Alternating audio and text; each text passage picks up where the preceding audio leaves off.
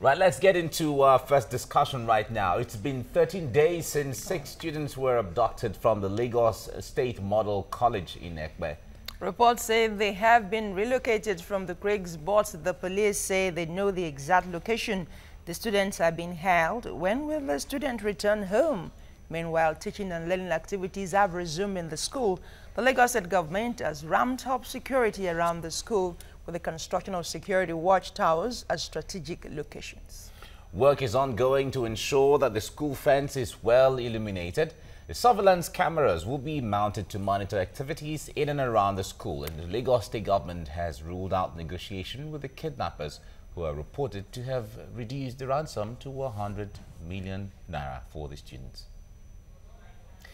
Right, joining us in the studio to discuss this is security expert Richard Amoa. Richard, good morning. Good morning. Nice to see you. Thanks for having me. If you hear comments from people here and there are even some people and parents who are saying, relocate the school from where it is in the first place. How desirable, how unlikely is that? It's not about relocating the school. Okay. It's not about, for me, first of all, I want to say it's embarrassing that this thing happened again. As a security consultant, it's embarrassing to Lagos State government and to the entire people. The point here is that we have been advocating the fact that insecurity has come to stay. And school is a target, especially schools within the marine area. And Lagos State have invested so much money in gunboats. But my point here is that what does it take? Or why won't police be able to patrol those creeks, knowing the security situation around that area? I'm just saying, police have come to say that they cannot effectively patrol school because they are short of manpower. Fine. Now, what stops the state, the federal government for now, having a commissioner of police in charge of school? Just like you have the commissioner of police in charge of airports, in charge of different, whatever we have today. I think, I'm saying it on national television, we are playing lip service with security. No country, no serious country plays with security the way Nigeria does. Let me tell you the issue about school security. We are talking about perimeter fencing. No amount of perimeter fencing you're going to put there that these bad boys will not come and break it again. Sorry, before you go into the school security, you were making a point about the central police now coming on board. Yes. Can we exhaust that before we move to another point? So what do I mean here? We have a commissioner of police who is in charge of school. Meaning that we know that we have close to 22 million Lagosians, and we have about just 30 policemen. So what does that mean? So this commissioner of police... You mean 30,000? Yeah, 30,000 policemen, protecting over 22 million people. Wow. And we're not talking about the number of children scattered everywhere. So if we have a central commissioner of police who is in charge of school, we have his own team whose duty is to patrol those schools. Yeah, but if we have that, would that amount to more personnel for the police? Of course, that's why you need to work with the private security. Okay. That's why Lagos State government has invested so much money on neighborhood watch. Unfortunately, what's the role of the 7,000 people? You see, we cannot just be throwing money and throwing fiscal security here and there. So what are you saying about the neighborhood watch? So neighborhood watch it has failed, or you think it needs to be restructured? Of course, they need to be restructured. They need to really know what their duties are. People have been calling me and they're saying they can't even see them. So what's the role of neighborhood watch? The role of neighborhood watch is to provide information to the police, because we know that security and policemen are not enough. We've seen the fact that neighborhood watch came to existence because they need to assist the police. And again, you cannot take security from the people. How many of our children in the schools knows what security is all about? We keep being reactive. If we let's have hundreds, thousands of cameras in that school, they will do what they want to do. Number one, where's the data? The time those bad guys came, is there going to be lights? If, for example, okay, let's say there's CCTV in the school and we put it to the police, how many police stations have lights? You see, we need to stop. So monitor the CCTV. You understand? So we need to go back to fundamentals. We are paying lip service to security. Personally, I'm an advocate of children's security. written a lot of books. I've gone to Ministry of Education. All right, so let that now take us to the point of security in schools. We're talking about the perimeter fences. Yes. What should be the standard? So the standard, like I said, yeah, let's have good perimeter fencing with everything there. But what I'm saying here is that, first of all, if you have all the physical security here and there, we need to get the children, the teachers, to understand what security is all about. That's teaching it as a curriculum. Exactly. Let children know what to do in case of emergency. Now, we know where Igbola is. We know where Ekpe is. What's the distance? That's one. In case, when, according to rumor, though the Commissioner of Police have said no, it's not possible, that those guys have written that they are coming, and yet nothing happened. He said that was a rumor. Let's take it that way. The point now again that when this, because from the fencing to the school, it's a very little, it's far away. Is there no security man patrolling that sees any object coming from somewhere and putting up a call? Now, the easiest one is, for example, as I am right now, I have a panic alarm that if I panic, you can get into my office. I will tell you exactly my locations. So, but you see, what I'm saying is that the kind of money we banned around that this person have stolen, this person have taken. If we invest this money, it's enough to handle a lot of it's enough things. to protect our children. It's enough to protect the citizens. All right, Richard, let me put you on hold, and then let's go out on TVC Entertainment. Viewers there can now tune over to DSTV channel 418 and GoTV channel 45 to follow what we are discussing right here. And you can also check Free TV. It is channel 701, StarSat 270, and Star Times. It is still 307. Join us again.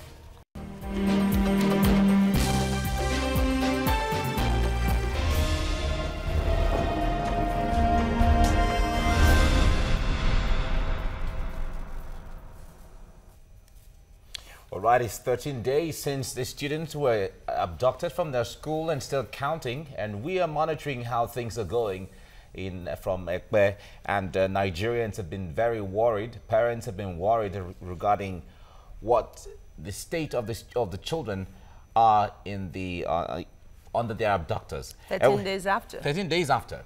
And we have with us Richard Amoa. He is a security expert, and we have been talking about this since we started. Now, Richard, let's get back to the ideals here. Yeah.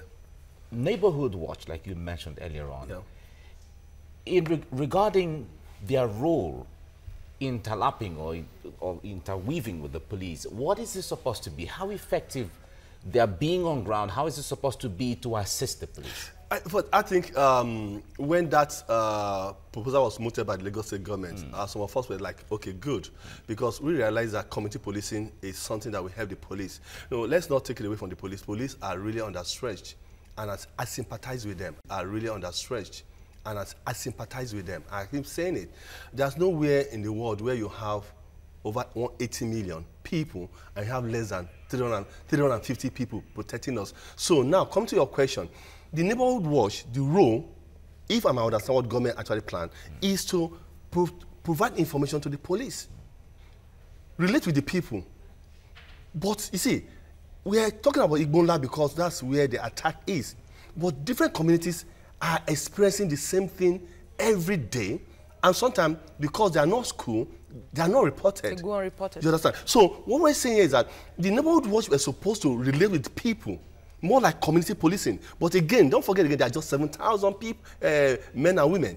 So if you throw 7,000 into about 22 million people, where do you get? What impact? You're not even going to see any impact. So again, what I'm now saying is that there's need to work with the people.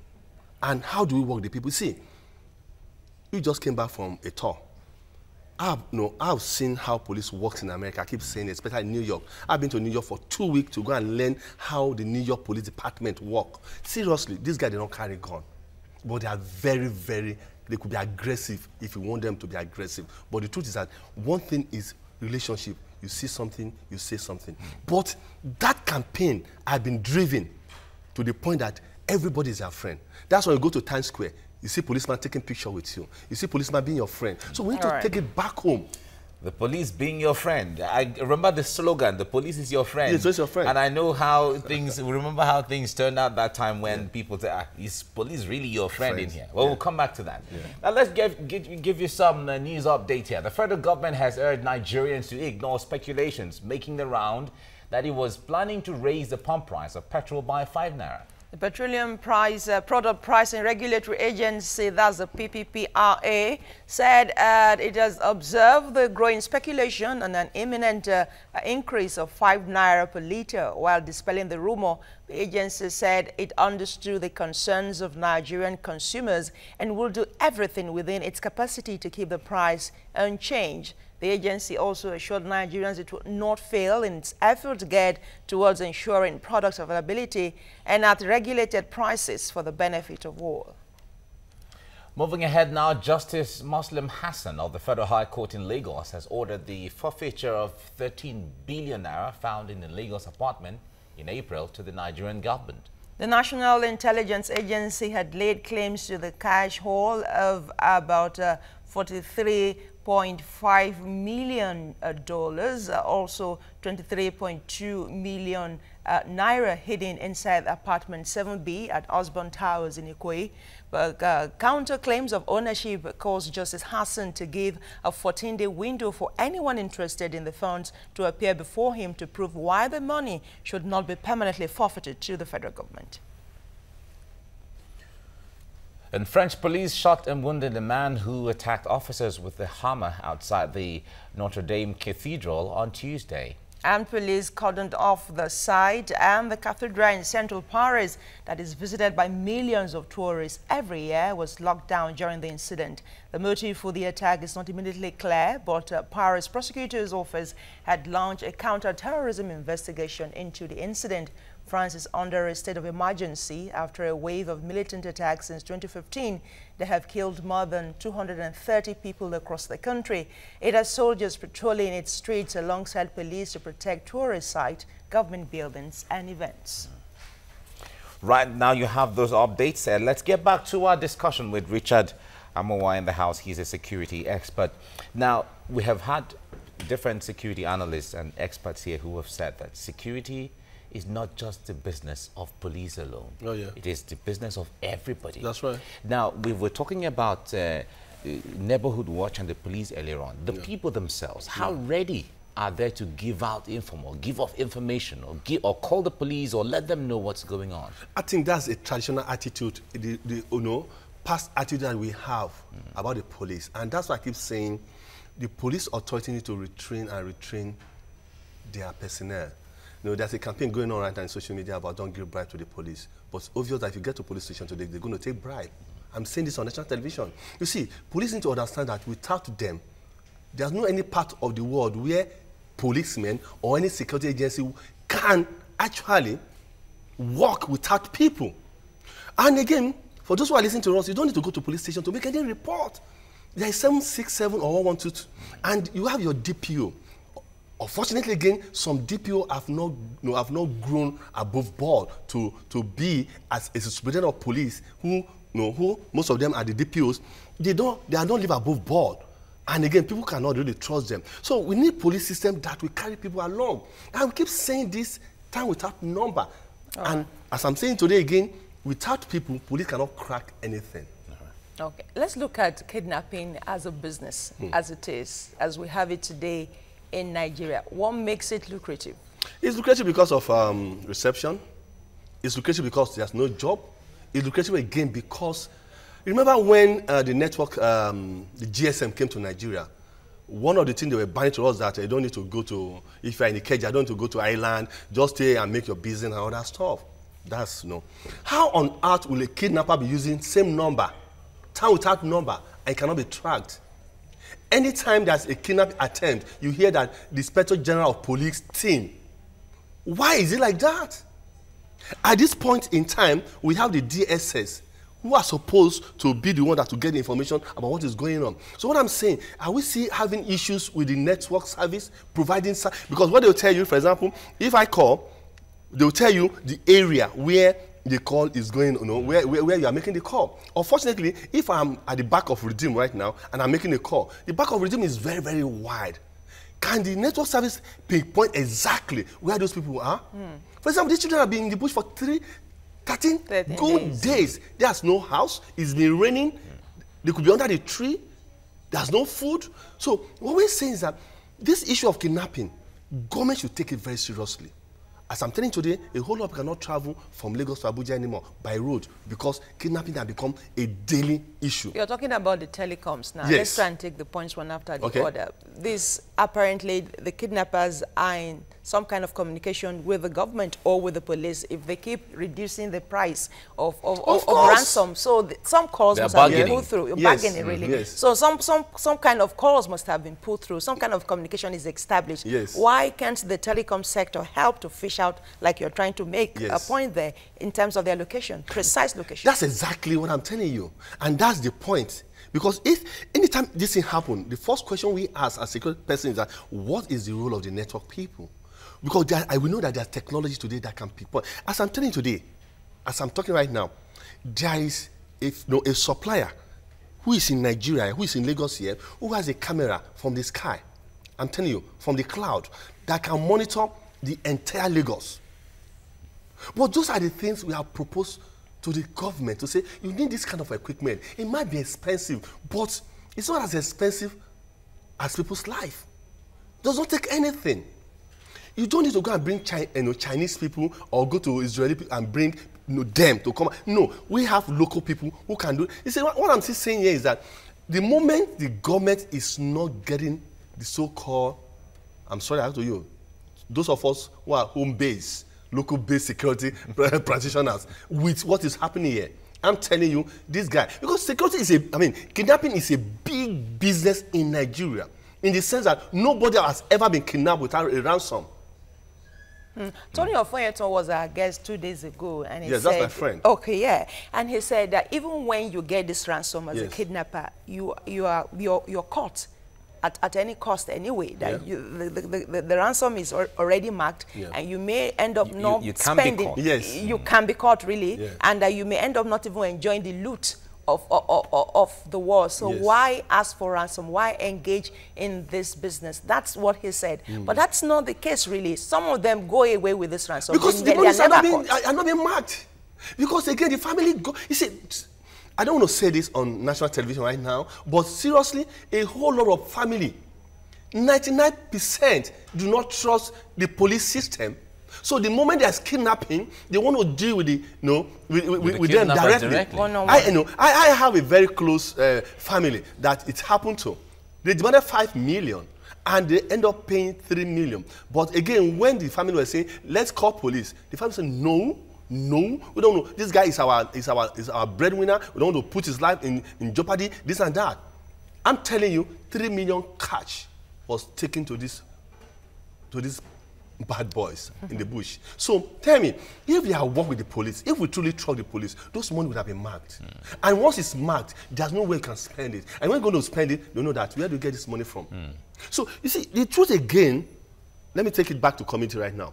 Those guys again go back to their villages and spend this money, build home, buy car, expensive vehicles. Who is asking? A guy just left village a year ago. He's a plumber. He's a mechanic. He's a car wash. Come back home and build this kind of house. Why don't us ask?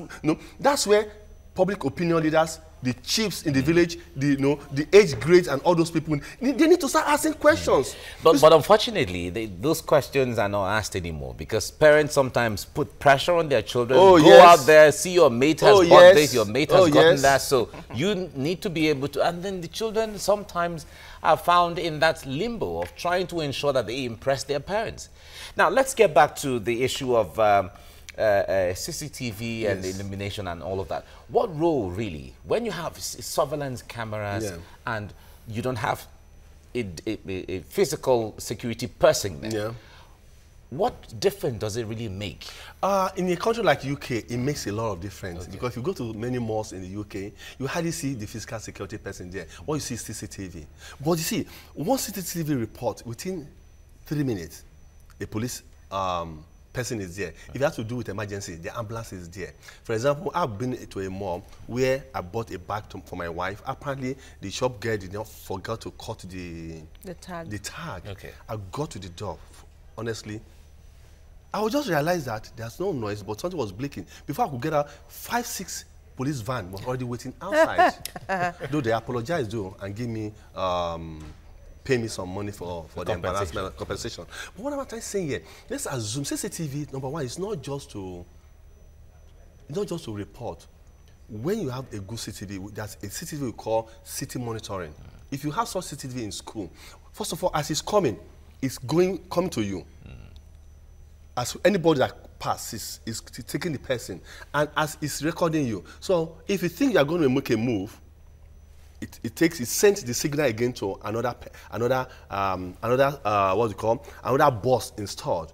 But to country like UK, who has made CCTV like, once you have a shop, you must have a CCTV, attached to the one in the street, attached to the police. So if something happens in your home, if for example, Mr. Ogochi, you as a person, you are coming, you pass CCTV. It will, that real CCTV, not what we saw here, it will tell you that you pass here.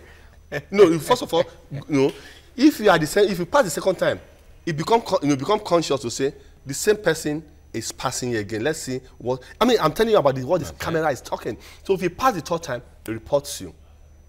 So, for example, if I'm coming to monitor your property and I have CCTV, you should be able to report to say that somebody has come today and tomorrow again. So you talked about the frequency by which So the essence of CCTV is very important. Again, are we going to put the CCTV there and let the police monitor it in case of emergency?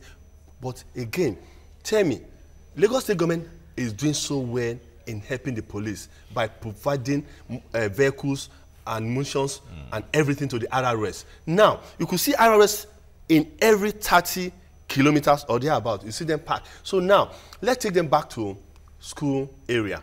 Let's have if RRS is not enough, the neighborhood watch, the government has spent so much money for them again. Go to every school, about 5 or 6 personnel. Pack it there. See, the fact that a policeman or neighborhood vehicle is parked somewhere, it sends a fear or that signal to the intruder that this place is being watched. Even though you don't have any ammunition. It's not convenient. No. So even the people there, they have the confidence that somebody. So I think there's a whole lot we need to do about this. But for us to eradicate issue of kidnapping here, first of all, government needs to start thinking about job for the youth. Okay, we are looking at time now, but reports today say that the police, there was a statement from the police that said they know where the location of the children are. They've been saying that since the day they started this stuff. So but what difference does it make? We remember the Chibok girls, where the military security agency said, well, we knew where the girls are held, and they couldn't still engage to rescue them. See, don't forget that when they say they know that place, they're not going there to just pick the children. They're going to be shoot out. There's going to be shoot out. And they're going to be fair. The family will be afraid that, please, let's see, when there's a confrontation, let the bullet don't hit the children. So if you say you know this, exactly the spot they are in, but they are not in a community. They are inside the bush. So it's going to take a whole lot of technology for us in the bush. So it's going to take a whole lot of technology for us to to understand how they can get the children or get people from kidnappers in the den. Okay, let's stay with the issue of technology. You said the CCTV we have in Nigeria is not the No, what most people install, it's not really CCTV. Okay. It's not a CCTV, yes. But what is it supposed to be? Can anybody just come up, you're setting up a business or setting up a house or a home or something or an institution, and then you just go to a vendor, get CCTV That's exactly cameras? what they do. But you see, government should come with a policy. who monitors that? No, you can have it. For example, this is an organization, TVC is an organization. You can have a CCTV, but you can ask, okay, can we get the police to monitor it? So we mean tell the vendor, install it and take it to the police station for us. While your CSO is watching it here, it's being monitored in the police So it's not that we have fake CCTV, we have original ones. No, I don't want to use fake and original. I'm talking about, I need to understand what I'm trying to say is that there are more yes. quality and expensive camera. For example, there's a city, the one I call city camera. If you are driving around the town, and Lagos is being monitored by CCTV. As you are driving, you don't need to have a traffic officer or a last man on the street. You quickly come down and pick your number and send that number straight to the licensing office. Saying that you violated the traffic regulation. And it sends your address, because then you have a data, your license, your house number, your insurance, your everything, your office address. I'm talking about where things are organized right now. So it sends your data immediately. And what does police do? Following morning, they come knocking at your door. Now, if you have CCTV today and it catches my face, where is the data? I could end up in my village. Nobody knows my village for the next 1-2 years to cool off. How are you going to get to my village? So that's where, again, for us to start talking about CCTV, government needs to start all the data that have been collected by the bank, by the Federal Road Safety, by the name them in Nigeria. Like Social Security. Thank you. Okay, fine. So we understand now. So we don't have fake CCTV cameras, and like we have the original ones. The issue is lack of data or lack of trained personnel to really understand and manipulate those CCTV to work. That's the contention. Yes. Okay, it's good that we clear that. But I need to quickly, before it goes on, I need to let you know that if really government are serious, there's a camera that can monitor a city. Okay. All you need to do is to take the camera to the sky. It's just like when you have your pictures in your phone to the cloud. So this camera monitor everywhere. I'm telling the truth, but it's technology too. But I'm not going to say everything here because the bad guys are listening to me too. All right, the Lagos State government are saying that they wouldn't negotiate with the kidnappers, as the case would be. Parents, on the other hand, are saying that the government has neglected them. Now, what is this supposed to be? What's supposed to be the standard as to what Lagos State should do and how the parents should be involved? You see, naturally, you're not supposed. I would have advocate the fact that they should not negotiate. That's the normal thing. They say they don't negotiate. They say they will not negotiate. They say they will negotiate. But I'm going to tell you, they will negotiate. They will negotiate in the sense that these guys have been adamant. You see, they know that the system is very porous. Is it going to be their last time? No. I'm saying it here again, that no. It's not going to be their last time. It might not be the same target, but they're going to go to another target again. Right. So they know the weakness. They know that the system in the policing is porous. They know the lacuna. So what government will do, they might not tell you and I, but they will negotiate. But no parent, you cannot go to bed sleeping when your child is in the bush somewhere for 13 days. So what, again, we need to do here is that even in the papers, we hear that some of the accomplices have been arrested. Yeah. But it makes it very difficult. We understand three of the boys were arrested. You see, we are not supposed to be, they're not supposed to be telling us all this stuff. But the moment you are telling us, they have to read paper. They have transistor, they have radio. They listen, they know what we're saying. Even as we're on TV right now, they are listening to us. So what government should be doing is that once it comes to issue of security, they should take media out of it. Once they finish their situations, they now come. It is right now. Go to social media now. Begin to see how police actually dealt with what happened in London a few days back. They didn't tell us immediately how it was happening. But so we need to learn from all those people.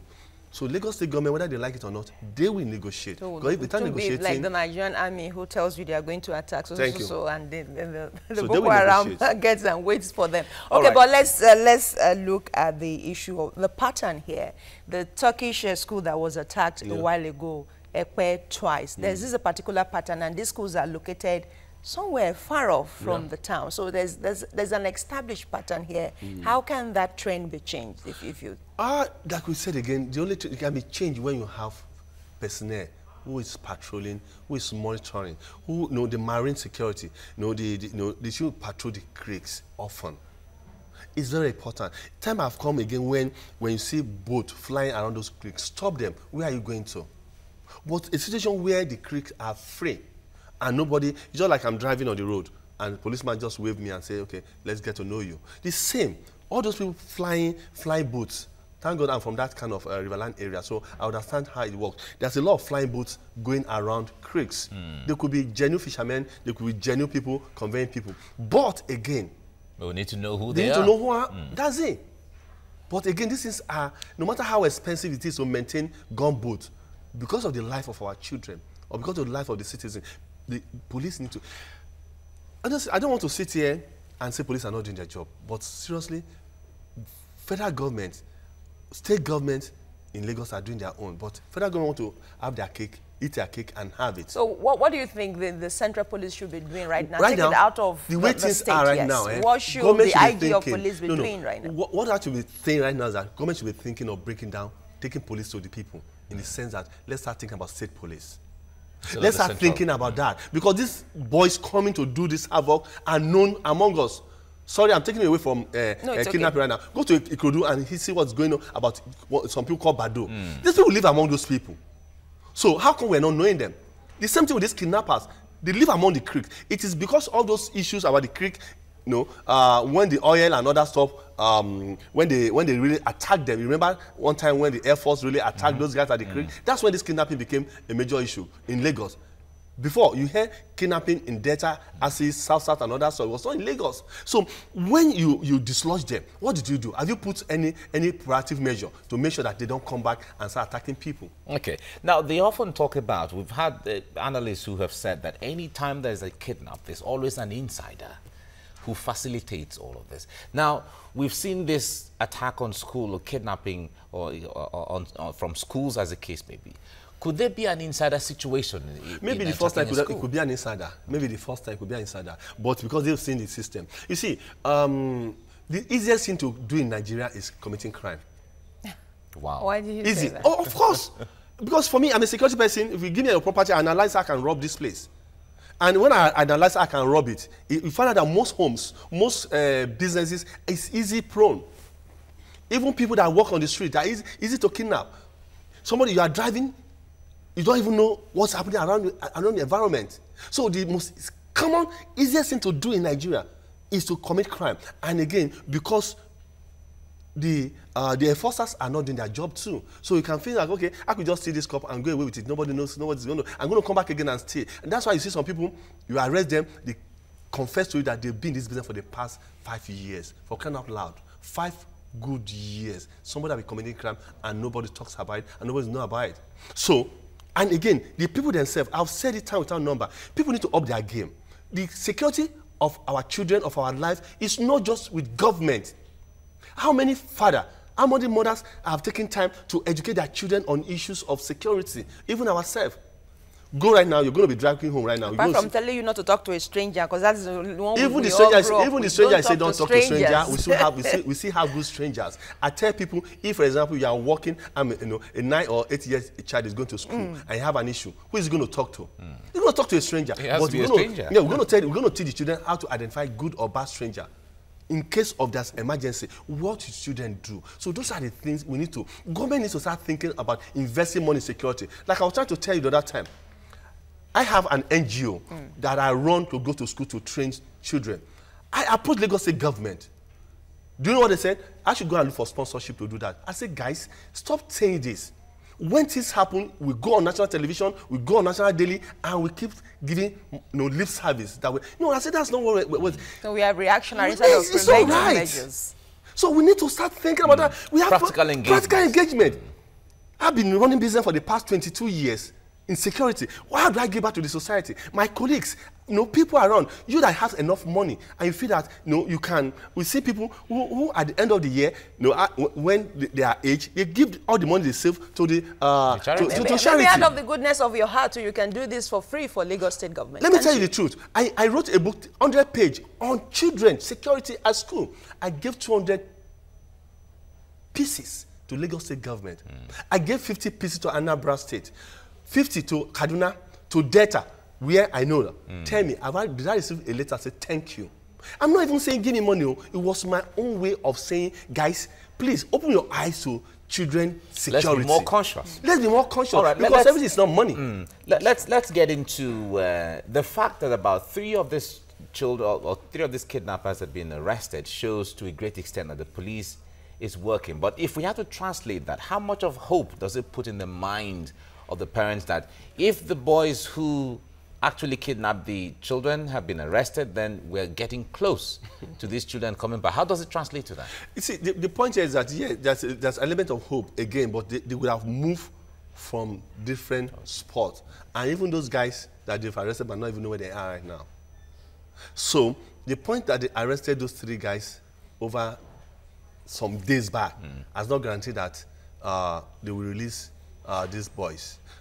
again, like I said, the kidnappers, they have, when they say a lion heart, you can imagine somebody negotiating with the government, telling you, give me money. If you don't give me money, and they've reduced it to 100 million. So you can imagine the heart. So what I think government should do now is that, like we said earlier, is that negotiation, except they want to put the life of those guys in danger. But I'm going to tell you that on national television, they'll come and tell us they don't negotiate. But we're going to tell them, give these people money, let's get our children back, and put the physical security in place in school. Richard, there was a slant you brought up earlier, the issue of community. Yeah. And these 3 people arrested, we understand they are from a particular community in Edo State. Yeah. Yes. They are all of them from Ovia Southwest. Yeah. All of them from Ovia South. Something must be going on. Something must be in the waters of that area. Shouldn't attention be shifted to that particular place and go to the community? There must be a way to fish them out if they belong to a particular community.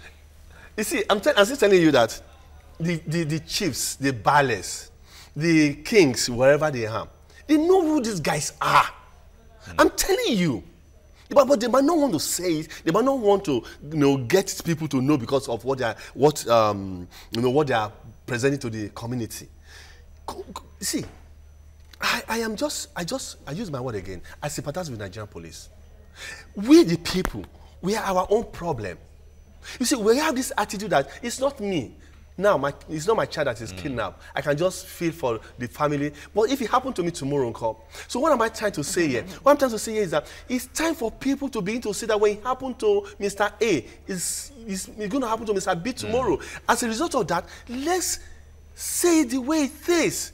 In my community, seriously, I keep saying it. If I see a guy that I know very well, and I know of a guy in my own village, thank God, I don't know how many people know where I came from, though. It suddenly became massively rich. Overnight. Guess what I did? I took my mail, I sent to somebody. I said, check this guy out. Only confirmed that the guy was in drug. What do you know? But again, the guy I sent mail to was a person I know that will not give me out. So this is what Nigerians should be doing that. Yeah, that's a way of engaging. That's a way of engaging. See, the police alone cannot do it. We need people to say, this person is this person is that. How can we help ourselves? You see, the best form of security is good neighborliness. For those who know me, I preach it a lot. Be your brother's keeper. Be a good neighbor. Okay, Richard Amoah, thank you very much for coming this morning. We've really had a good time discussing with you. Thank you very much for coming. Thank you so much for having me. I hope we'll get a copy of the book too, so we know what it's all about and see how we can help people. I will send it to my lecturer. All right, we've been talking about the students, 6 students that were kidnapped from Ekpe, and we had Richard Amoah, a security expert, discussing this all the while. But let's go on a break. This is where we end this discussion now. We'll go on a break. Top of the hour,